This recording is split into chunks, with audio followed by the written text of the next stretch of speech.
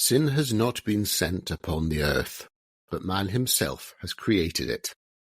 This line from the first book of Enoch, chapter 98, verse 4, is reminiscent of what we found in the last episode when we discussed the book of Genesis, chapter 3. It is there that the traditional fall of man is traced to. The third chapter of Genesis recounts the disobedience of the first humans and their expulsion from Eden for breaking divine rules. We are now moving forward with our exploration of evil in the Bible and making our way a couple of chapters ahead to the sixth chapter of Genesis. We find here in Genesis, chapter 6 to 8, the flood myth which we covered way back in episode 8.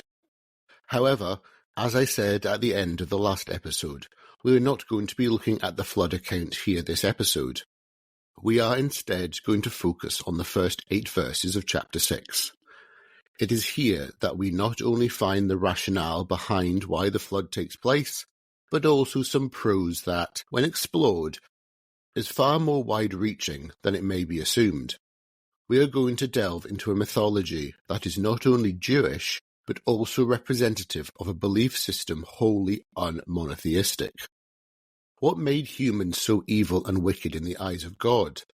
Who were these nephilim known as heroes that were of old? And who were the sons of God? Let's find out. Welcome to Cogito Ergo Pod. I am your host Daniel, and in this episode we are going to explore the text of Genesis chapter 6 verses 1 to 8, the theology it spawned, and its relationship with evil in a biblical context.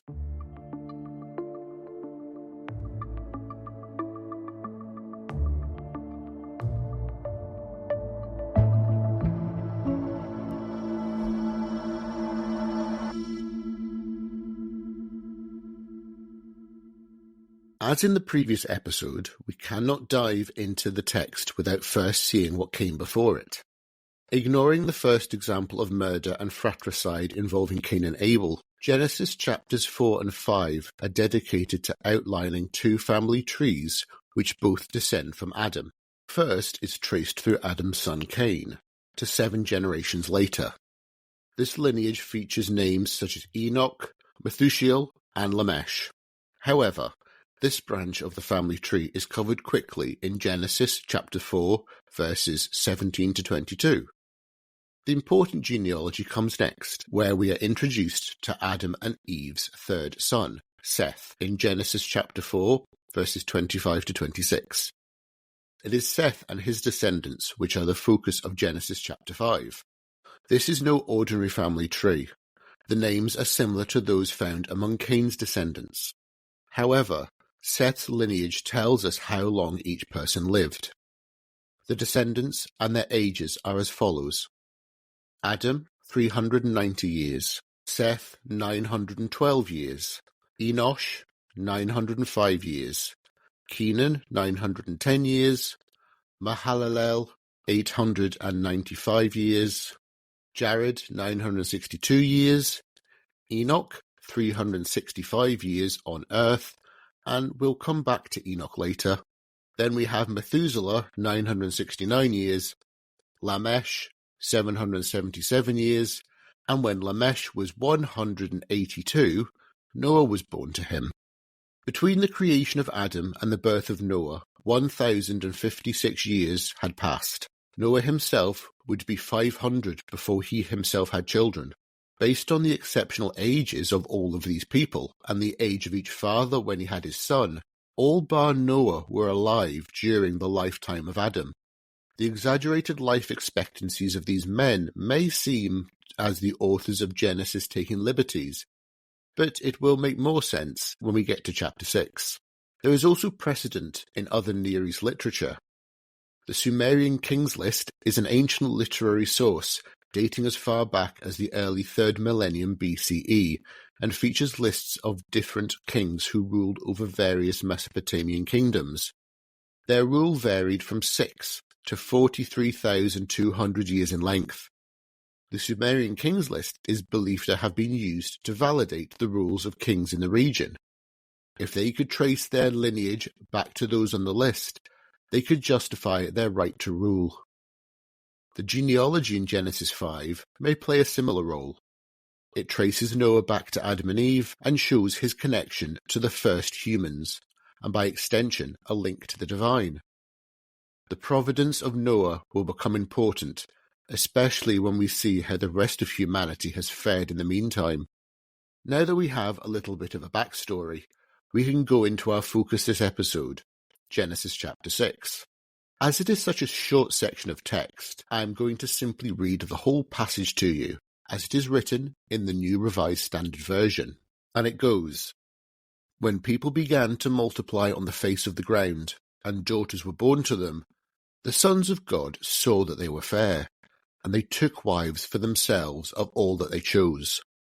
Then the Lord said, My spirit shall not abide in mortals forever, for they are flesh, their days shall be 120 years. The nephilim were born on the earth in those days, and also afterward, when the sons of God went in the daughters of humans, who bore children to them. These were the heroes that were of old, warriors of renown. The Lord saw that the wickedness of humans was great in the earth, and that every inclination of the thoughts of their hearts was only evil continually. And the Lord was sorry that he had made humans on the earth, and it grieved him in his heart. So the Lord said, I will blot out from the earth the humans I have created, people together with animals and creeping things and birds of the air, for I am sorry that I have made them. But Noah found favour in the sight of the Lord." Let's break this down into manageable chunks. Verses 1 and 2 introduce a group of heavenly beings known as the sons of God, or Bene ha-Elohim in Hebrew. The word God, Elohim, can also legitimately be translated as gods, as Elohim is the plural of the singular El. Nevertheless, these beings marry mortal women. It says that they took all that they chose, suggesting that there was not a great deal of choice on the woman's part, and even possibly a slight hint of polygamy. Verse 3 is where we get our first handbrake turn, into a total change of narrative. Suddenly, God announces to someone that he is going to limit the length of time people could live to a paltry 120 years. If chapter 5 of Genesis has taught us anything, it is that the lifespans far exceeded this, and God is cutting them quite considerably. Why? Because he says his spirit shall not abide in mortals forever. This may suggest that God's spirit was what enabled the long lives enjoyed by Noah and his ancestors. It also feels as if this is another way of God distancing himself from his creation. Is this due to his sons marrying mortal women? It is not made clear at all. Verse 4 takes us back to the story about the sons of God. However, the offspring of the union between divine and mortal has a name, the nephilim. The only information we get about these nephilim are that they are the heroes that were of old, warriors of renown. This does not really tell us much about them. The notion of an age of heroes is one which is reflected in various Near Eastern and Eastern Mediterranean cultures, with figures such as Gilgamesh and Hercules being prominent examples. If they are being identified as heroes, then it would also be safe to assume, based purely on the passage here, that they were seen as a force for good. Verse 5 to 8 take the narrative on another sharp and final turn. Here we learn that God not only regrets creating humans, but that he intends to wipe them out. He says to somebody, I will blot out from the earth the humans I have created, people together with animals and creeping things and birds of the air, for I am sorry that I have made them. God has issues not only with humanity, but with all living creatures. Why is he doing this? Well, God has an issue with the fact that humanity has become wholly evil in their thoughts and their hearts. This is a serious accusation that God can see no other way of remedying than with total destruction. He is feeling remorse for having created humans, as he states that he is sorry for having formed them, and that he was grieving as a result. Despite the intention to obliterate all life on earth, our textual focus here finishes with a glimmer of hope, as Noah found favour in the sight of the Lord. On the surface, Genesis 6 verses 1 to 8 is a fantastic example of Near Eastern mythology. The idea of population growth leading to some kind of behaviour which is in opposition to a deity is a common motif.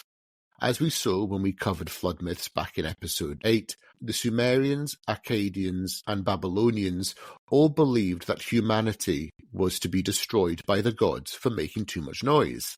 The fact that the God of Genesis chooses human evil as a motivation is a little more understandable.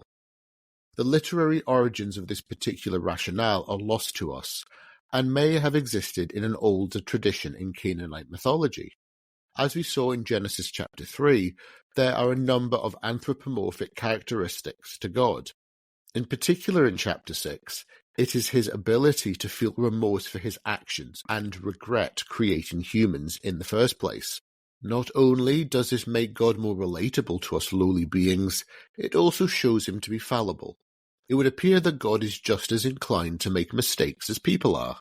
Mythology is often filled with divine beings making poor choices and having to live with the consequences. However, on this occasion, it would seem that God has found a way out, the destruction of all life. One of the greatest challenges Genesis chapter 6 verses 1 to 8 throws up is that of the sons of God, or gods. Divinity begats divinity, and as such it would be fair to assume that these sons were also gods. This would not work in a world of monotheism. God is singular, with total monolithic authority. There is nothing in these 8 verses to counter the apparent existence of a plethora of gods.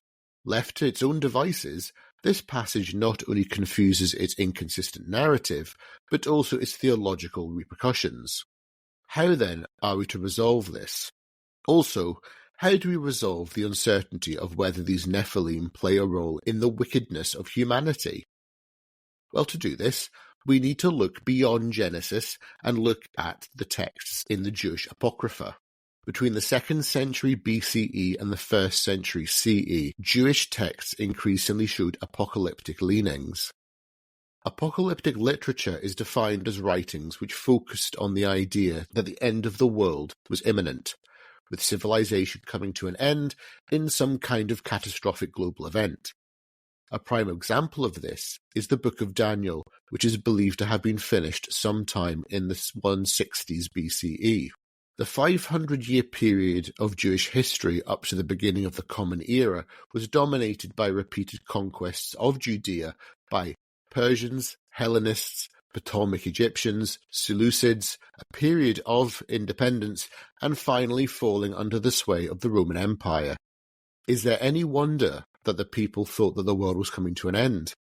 The texts which we are going to look at here to help us understand the evolution of the theology around Genesis 6 verses 1 to 8 are the first book of Enoch, the book of Jubilees, the Testament of Reuben, and the book of the Secrets of Enoch.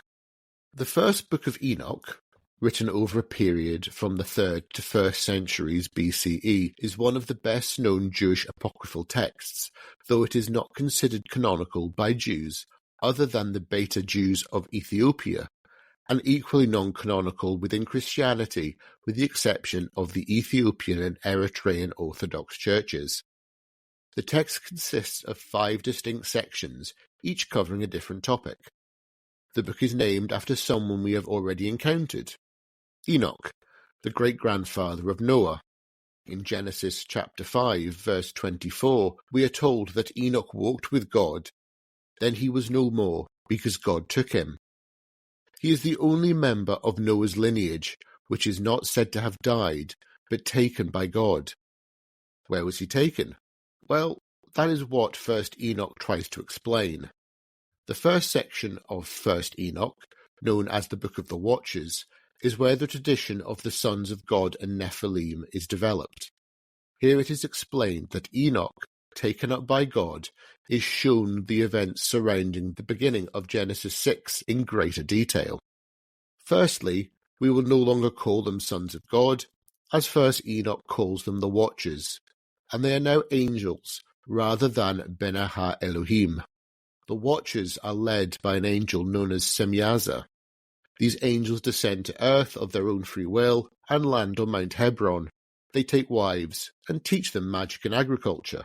A figure known as Azazel, whose role interchanges between Semyaza's lieutenant, equal, or superior, teaches men how to make weapons and tempting ornaments, thus bringing violence and vanity into the world. The offspring of the union, the Nephilim, attack humanity, destroying possessions and even eating people. Humans cry out to God, saying, "Thou seest what Azazel hath done, who taught all unrighteousness on earth." 1 Enoch chapter 6 verse 9. And the whole earth has been corrupted through the works that were taught by Azazel. To him ascribe all sin. And that was from 1 Enoch chapter 10 verse 8. God responds by sending the archangels Uriel, Raphael, Gabriel, and Michael to rescue humans.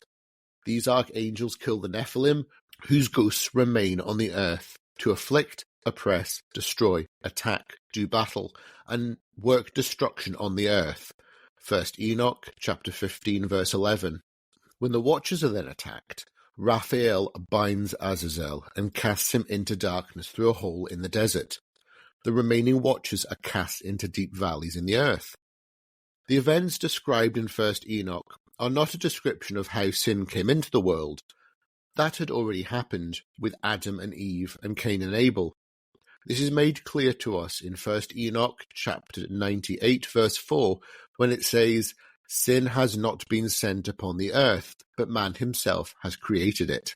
Rather, the events involving the Watchers and Nephilim explain the introduction of forces in the world to tempt and lead humanity astray. In later traditions, the names Semyaza and Azazel are names that would come to be either used as a pseudonym for the devil or be one of his close acolytes. Corruption of humanity in 1 Enoch places less blame on people and more on diabolic forces acting against them. It is God who sends his archangels to save humanity from Semyaza and his Watchers. The Book of Jubilees, dated to between 135 and 105 BCE, is a retelling of many of the accounts found in Genesis, and further develops the idea put forth in 1 Enoch. Jubilees goes into greater detail about the creation and hierarchy of the angels. Much like 1 Enoch, Jubilees has a group of angels known as Watchers descending to earth. However, rather than coming down with lustful intent, they in fact come so that they should instruct the children of men, and that they should do judgment and uprightness on the earth. Jubilees chapter 4 verse 15. It is only later that the Watchers begin to lust after mortal women. They start off with good intentions and end up becoming evil. The leaders here are now known as Belial and Mastema. The children born to the Watchers' wives, known as giants as well as Nephilim, destroy and tempt people to sin. Through God's intervention, the Watchers are bound in the earth, while the giants are made to battle each other until none are left. However, the spirits of the Nephilim remain to tempt people to sin, much like in 1 Enoch. Noah is introduced, and he prays to God for these tempting spirits to be bound into the earth also. Mastema goes to God and asks that some of the spirits remain on earth for him to control. God agrees, and he leaves 1/10 for Mastema to control. In Jubilees, Mastema appears not only the master of the fallen, but also acting as a lieutenant of God. It is God who allows for evil to remain in the world and permits it to tempt and corrupt humanity, despite having wiped it out already with a flood. The Book of Jubilees tries to answer the questions about the origins of evil and why an all-loving God will allow terrible things to happen to people. It would surely be up to the free will of humanity to resist the temptations which the spirits of the Nephilim would try them with. The Testament of Reuben dates to between 109 and 106 BCE as part of a larger body of work known as the Testaments of the 12 Patriarchs. It consists of 12 testaments attributed to the 12 sons of Jacob, who is son of Isaac and grandson of Abraham. Each of the testament focuses on particular sins or virtues, and Reuben's is concerned with lust. As such, the author of Reuben's Testament claims that it was women who tempted the watchers with seductive makeup and hairstyles. It is also suggested here that these ethereal beings could not have intercourse with beings made of matter. Therefore, the watchers could only appear to the women as they had sex with their husbands, causing some kind of unusual life forms to come from the union and the seed of man. Is it cynical of me to say that it was only a matter of time until someone blamed it all on the women? How could beings who abide with God ever be able to resist the draw of fleshy mortals? The Testament of Reuben, in an effort to admonish people and the sin of lust, condemns women as temptresses of angels. It is women who are to blame for much of the evil in this world, much in the same way that Eve had been used through the centuries to blame for the supposed fall of man. Toxic masculinity is not a new concept, not by a long shot. The Book of the Secrets of Enoch, or simply 2nd Enoch, or Slavonic Enoch, is dated sometime between the 1st and 15th centuries CE. It recounts Enoch's ascent into a divine kingdom consisting of different levels of heaven. In a break from traditional ideas of the afterlife, this heavenly tier system consists of both the blessed and the damned. It is in some of these levels of heaven that Enoch finds both condemned humans and angels. Most importantly for us here, it is in the 5th level, in chapter 18, verse 3, that we find the Grigori. These are angels who appear to look like humans, but are giant in size. Enoch is said that 3 of them descended to earth and caused the creation of giants and all the subsequent evil in the world. Enoch is also informed that the Grigori are led by Satanael, or Satan to us. The Grigori are bound in limbo, awaiting their final judgment. Enoch interacts with the Grigori and convinces them to repent for what they did. Though it is only a passing reference to 2nd Enoch that we find the Grigori, it only helps to add to what is understood about the theology born out of Genesis chapter 6, verses 1 to 8. However, these fallen angels now have a specific name, a select number of guilty members, and have been linked directly to Satan. As this text is the last and latest chronological example I am using here, it should come as no surprise that by this stage of the evolution of Jewish and Christian understandings of evil, that Satan should be the one to lead. Now, let me try and create a full picture of what all these apocryphal texts are telling us about the sons of God, the nephilim, and the existence of temptation or evil in the world. To start off, there are a group of heavenly beings known as the sons of God or gods, the Bene Ha-Elohim, the Nephilim, or the Grigori. They are seen as either manifestations of God or angels. They are led by figures of authority, called either Semyaza, Azazel, Belial, Mastema, or Satanael. They descend to earth either because they lust after mortal women, or they want to do good for humanity and are subsequently tempted by mortal women, or simply mortal women tempt them with nice makeup and hairstyles. They marry and or mate with the mortal women and have offspring known as the Nephilim, or simply giants. These giants cause all kinds of destruction and temptation to humanity. God intervenes either directly or through his archangels. The Bene Ha-Elohim, angels, Grigori, are either bound inside the earth or in one of heaven's levels. The giants are destroyed. Some or all of the spirits of the giants remain on earth to tempt and corrupt humanity, with the possibility of being controlled by the leader of the corrupted angels. Throughout all of this, God has some kind of authority and control over the situation, with the imminent flood wiping the slate clean. And, throughout the accounts, the figures of Enoch and Noah play some role in either understanding the events or directly influencing them. Genesis chapter 6 verses 1 to 8, if taken singularly, are probably a window into early Canaanite and Hebrew mythology. With the polytheism and demigod elements at play here, it would be easy to place it into the broader image of Near Eastern and Eastern Mediterranean mythologies. However, this passage comes to us from a source that is important to both Jewish and Christians today. The centuries after these verses were collated, starting in the 8th century BCE, resulted in predominantly Jewish writers trying to make sense of it in a monotheistic context. The books of 1st Enoch, 2nd Enoch, Jubilees, and the Testament of Reuben were created to help explain away some of the contradictions and mysteries found in Genesis.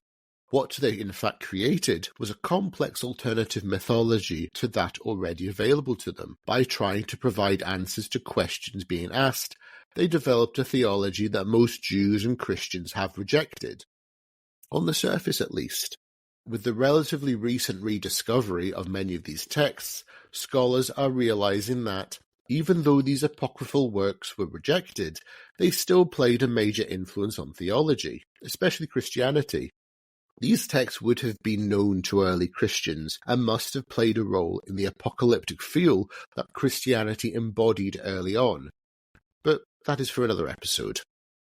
Next time, in our exploration of evil in the Bible, we are going to move on to the book of Job. Considered part of the Ketuvim, or writings in the Hebrew Bible, or one of the wisdom books in the Christian Old Testament, Job has some of the most complex and profound conversations in the whole of Jewish scripture. The discussions of suffering and faith continue to inspire readers. However, I am only going to focus on chapters 1 and 2. It is here that we are most famously introduced to the figure of the Satan. I will use the book of Job to look at other references to this figure in the Hebrew Bible and how it is used. With no preconceptions to guide me, I will try to understand what the authors meant by the word Satan and how evil this figure really was. If you have enjoyed this episode, please subscribe so that you are made aware when future episodes drop. You can follow the podcast on Facebook, Instagram, Threads, YouTube, Blue Sky, and most podcast platforms. As ever, thank you for listening, and I will speak to you again soon.